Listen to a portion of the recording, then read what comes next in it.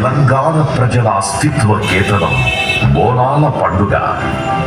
తెలంగాణ మహిళల ఆధ్యాత్మిక చైతన్యం బోనాల పండుగ. బోనాల పండుగ అంటే అమ్మ తల్లి ఆరాధనం, ఆడబిడ్డల భక్తి మార్గం, పోతురాజుల వీరంగం, శివసత్తుల కోలాహలం, తొట్టెల సంచారం, రంగమెక్కి చెప్పే భవిష్యత్తు వీక్షణం. మొత్తంగా బోనాల ఉత్సవ సందేశం సర్వజనుల సంక్షేమం. ఆషాఢ మాసం వచ్చిందంటే చాలు హైదరాబాద్ జంట నగరాలు అమ్మ తల్లి ఆరాధనతో సిగాలెత్తిపోతాయి.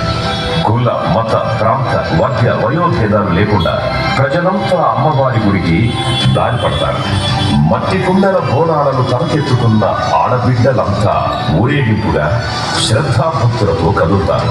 రహదారి అంతటా పసుపు ఆకుపచ్చ వర్ణపు నది ప్రవహిస్తున్నట్టుగా ఉంటుంది. బోనాల పండుగకు మూలాలు మాతృదేవతారాధనలో ఉన్నాయి. అమ్మ తల్లి పేరుతో స్త్రీ దేవతలను పూజించే సంస్కృతి అత్యంత ప్రాచీనమైనది. సింధు నది నాగరికత కాలం నుంచే ఈ సంప్రదాయం వాడుకలో ఉంది.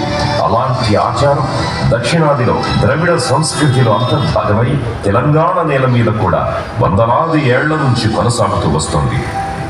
ప్రతి ఏటా కొత్త వానలు కురిసే వేళ ఆషాఢ మాసపు ఆరంభంలో గోల్కొండ కోట జగదాంబిక ఆలయంలో తొలి బోనం సమర్పణతో హైదరాబాద్లో బోనాల పండుగ ప్రారంభమవుతుంది.